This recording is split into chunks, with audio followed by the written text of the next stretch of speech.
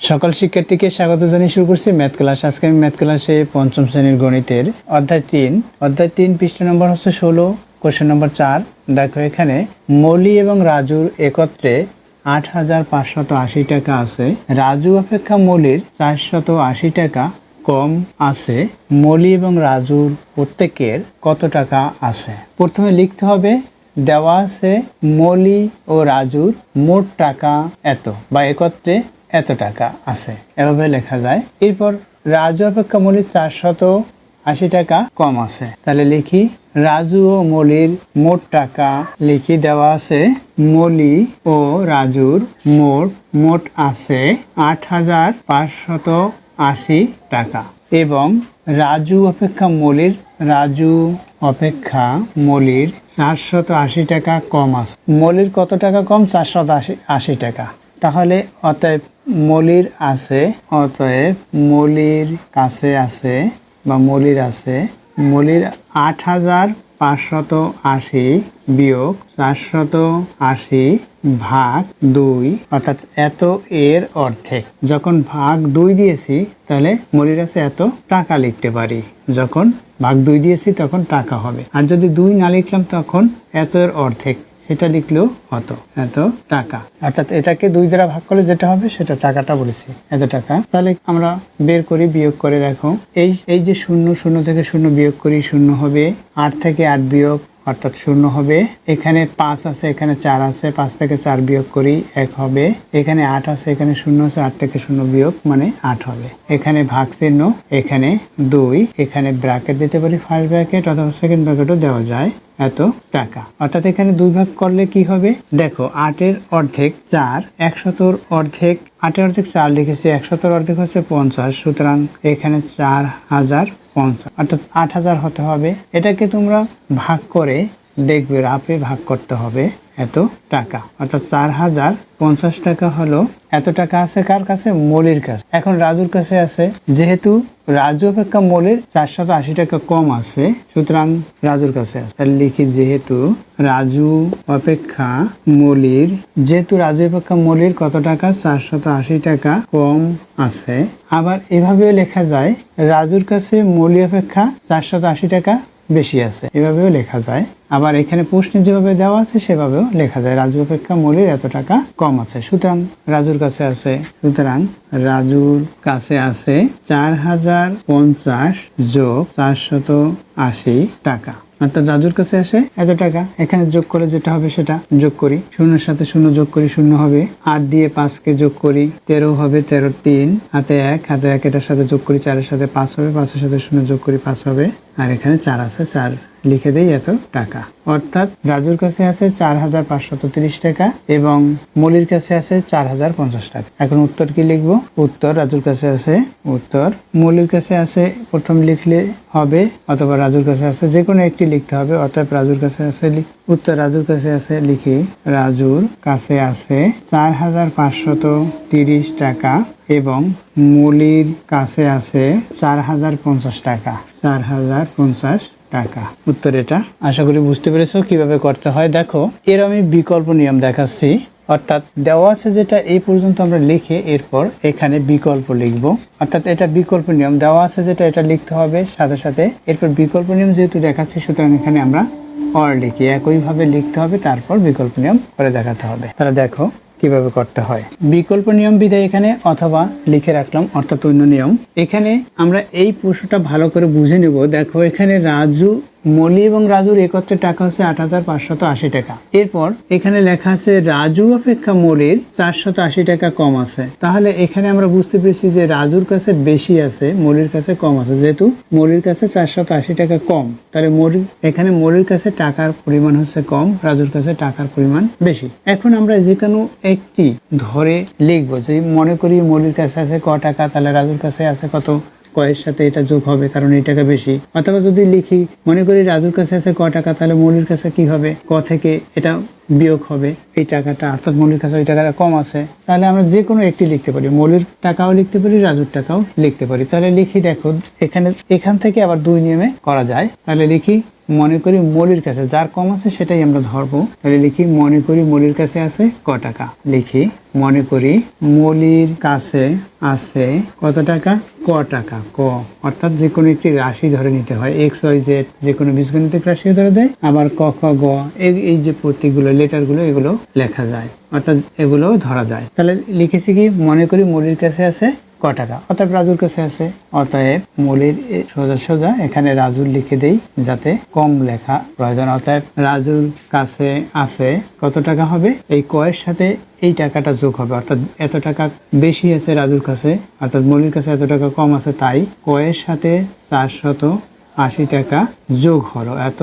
এখানে টাকা লেখা আছে বিধে কমা চিহ্ন ব্যবহার করলাম। তাহলে দেখো এই দুইটা টাকা, অর্থাৎ এই রাজুর কাছের টাকা এবং মৌলির কাছের টাকা যদি একত্র করা হয়, অর্থাৎ এই টাকা, তাহলে দেখো এখানে যদি আমরা প্রশ্ন মতে লিখি, প্রশ্ন মতে এই যে রাজুর টাকা লিখলাম, দেখো রাজুর টাকা লিখি 480, এটা রাজুর টাকা লিখেছি। এরপর যোগ মৌলির টাকা কত, ক। এই রাজুর টাকা এবং মৌলির টাকা যখন যোগ করেছি, অর্থাৎ একত্র করেছি, তখন 8580 টাকা হলো। এটা দেওয়া আছে দুজনের টাকা একত্র করলে এত টাকা হবে। এখন আমরা কি করবো, এই ব্র্যাকেটটা তুলে দেবো, বা এখানে ব্র্যাকেট যদি না লিখি তাতে এক লাইন কম লিখতে হয়। লিখি তাহলে এখন কি হবে, আমাদের বা লিখতে হবে বা অথবা, কারণ এই যে সমান চিহ্ন এখানে ব্যবহার করছি, আবার এখানে সমান চিহ্ন ব্যবহার করা যায় না, অর্থাৎ একই, এটা একটা সমীকরণ বিধায় এটা আমরা প্রথমে এখানে বা লিখতে হবে বা অথবা অর এগুলো লিখতে হয়, উক্তি চিহ্ন ব্যবহার করা যায়। দেখো এখানে আমরা ফার্স্ট ব্র্যাকেট তুলে দেই, অর্থাৎ লিখবো না ফার্স্ট ব্র্যাকেট। তাহলে কি হবে, ক প্লাস 480 এখানে প্লাস, অর্থাৎ যোগ, ক যোগ 480 লিখেছি, এরপর যোগ এখানে ক আছে, ক লিখি সমান দিয়ে এটা লিখি 8580 এটা লিখেছি। এখন দেখো এই একটা ক একটা কয়ের সাথে আর একটা ক যোগ হলো, তাহলে কি কয়টা ক হলো, 2টা ক হলো। অর্থাৎ এখানে যদি তোমাদের প্রশ্ন করি এখানে কয়টি ক, তখন তোমরা এটা বলবে একটি ক। তাহলে এখানে এক আছে উজ্জ্বল, তাহলে এখানে তো এক আছে, এখানেও যদি প্রশ্ন করি তাহলে কয়টি ক বলবে, একটি ক বলবে। তাহলে এখানেও এক আছে, এখানেও এক আছে, সেই একের সাথে এক যোগ করলে 2 হবে, তাহলে কত ক হবে, 2 ক হবে। তাহলে লিখি 2 ক।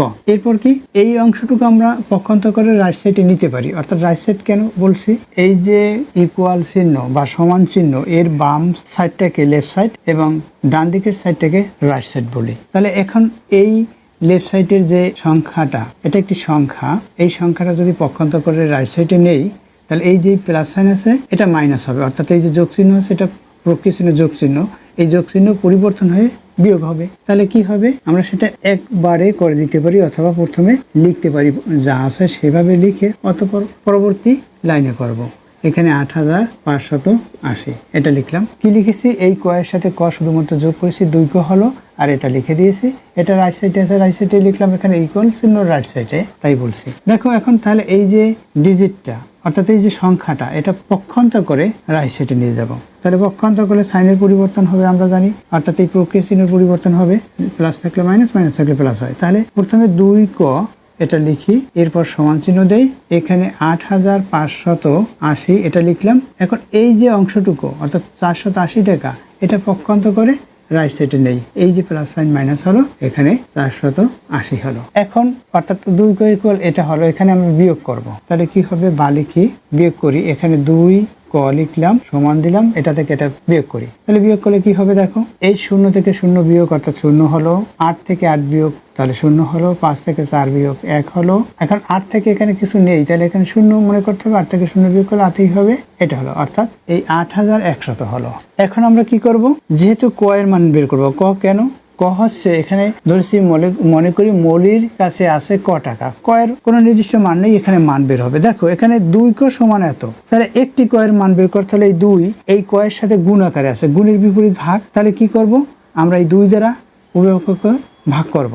ভাগ করলে কি হবে, এখানে 2 থাকবে না, এটার হর হিসেবে 2 হবে। অর্থাৎ কিভাবে হয়, দেখো এখানে লিখি, বা শুধুমাত্র ক এর মান বের করব, তাই 2 দিয়ে ভাগ করতে হবে। 2 ইকুয়াল এখানে 8100 বাই এখানে 2 হবে। কি করেছি, এর সাথে যে 2 ছিল, 2 দ্বারা এটা রাইট সাইডে, অর্থাৎ লেফট সাইড এবং রাইট সাইডে ভাগ করা হয়। এখানে লিখে দেই যে ভাগ করে কিভাবে, উভয় পক্ষকে, সংক্ষিপ্ত লিখি, উভয় পক্ষকে 2 দ্বারা ভাগ করে। আমি সংক্ষিপ্ত লিখেছি, কিন্তু তোমরা সংক্ষিপ্ত লিখবে না, তোমরা এটা কথায় পুরোটা লিখে দেবে। কি করেছি, ক সমান সমান এটা হলো 2 দ্বারা ভাগ করেছি।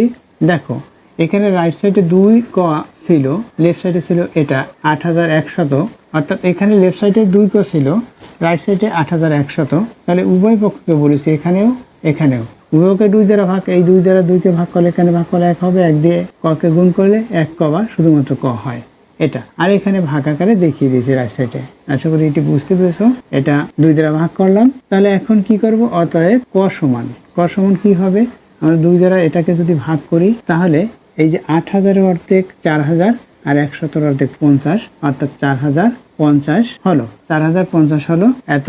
এখানে আমরা কি করব, এখানে টাকা লেখা আছে তাই আমাদের টাকা লিখতে হবে। তাহলে এত টাকা। ক কি, ক হচ্ছে এখানে মূলি, অর্থাৎ মূলির কাছে আছে ক টাকা, ক হচ্ছে মূলির টাকা। তাহলে কি লিখবো, অতএব মূলির কাছে আছে এত টাকা, অতএব মূলির কাছে আছে 4050 টাকা। মূলির কাছে বের করছি। এরপর আছে রাজুর কাছে আছে কত টাকা, এখানে লিখে দিয়েছি। রাজুর কাছে এই যে দেখো, রাজু অপেক্ষা মৌলির এত টাকা কম আছে, অর্থাৎ রাজুর কাছে এত টাকা বেশি আছে। তাহলে মৌলির, অতএব রাজুর কাছে আছে লিখি, অতএব এখানে যেমন মৌলির কাছে আছে তদ্রূপ একই ভাবে এখানে আমরা লিখতে পারি রাজুর, এরপর কাছে লেখা আছে বিধায় কমা ব্যবহার করতে পারি, এখানে কমা ব্যবহার করলাম, অর্থাৎ রাজুর কাছে আছে কত, এখানে 4050, এর সাথে যোগ দিয়ে এখানে কত টাকা, 480 টাকা হবে। এখানে টাকা লিখি, অর্থাৎ এটার সাথে এটা এখন যোগ করব, এই শূন্যর সাথে এই শূন্য যোগ করি, শূন্য হবে। এত বা লিখি আমরা, এখানে শূন্য হবে। এরপর হচ্ছে এখানে 8 আছে, এখানে 5 আছে, 8-এর পরে 5 যোগ করি, 8-এর পরে আরো 5 গণনা করব, তাহলে 13 হবে। 13 3 হাতে 1, হাতে 1 4-এর সাথে যোগ করি 5 হবে, 5-এর সাথে শূন্য যোগ করলে 5 হবে। এরপর হচ্ছে এখানে 4 আছে, 4 লিখে দিই, অর্থাৎ 4530 টাকা। অতএব এখানে উত্তর সংক্ষিপ্তই লিখতে পারি, উত্তর মৌলির কাছে আছে এত টাকা, রাজুর কাছে আছে এত টাকা। এটাই উত্তর। উত্তর মৌলির কাছে আছে কত, 4050 টাকা, এবং রাজুর কাছে আছে 4050 এর সাথে যোগ দিয়ে কত, 480 টাকা। এটা যোগ দিলেই হয়ে যাবে, বা আমরা 480-র সাথে এটা যোগ করব, সেটাই হচ্ছে যোগফল। অর্থাৎ এখানে সেটাই হবে মৌলির, এখানে রাজুর কাছে আছে, অর্থাৎ এই শূন্যের সাথে শূন্য যোগ করি, শূন্য লিখি, 8 দিয়ে 5কে যোগ করি, 13 3 হাতে 1, এই 4-এর সাথে 1 যোগ করলে 5 হবে, 5-এর সাথে শূন্য যোগ করলে 5 হবে। এরপর 4 আছে, 4 লিখে দিই, অর্থাৎ এত টাকা। এটা হচ্ছে উত্তর। উত্তর হচ্ছে 4530 টাকা। এটা হচ্ছে উত্তর। আশা করি বুঝতে পেরেছো, অর্থাৎ এই নিয়মটিও বুঝতে পেরেছো। আবার আমরা এভাবে লিখতে পারি সংক্ষিপ্ত ভাবে, যে এখানে সমস্যাটি গণিতের ভাষায় এভাবে লিখে আমরা ভাগ দিয়ে দেখাতে পারি। দেখো এই বিকল্প নিয়ম আরেকটি যেটা বলেছি, সেই নিয়মও যদি শিখতে চাও তোমরা, তাহলে অবশ্যই কমেন্টস করবে। কমেন্টস করলে আমি বিকল্প নিয়ম করে দেখাবো। বিকল্প নিয়ম তোমরা শিখতে বা জানতে চাইলে কমেন্টস করো। এতক্ষণ ম্যাথ ক্লাসের সাথে থাকার জন্য সকলকে ধন্যবাদ জানিয়ে আজকের মতো বিদায় নিচ্ছি।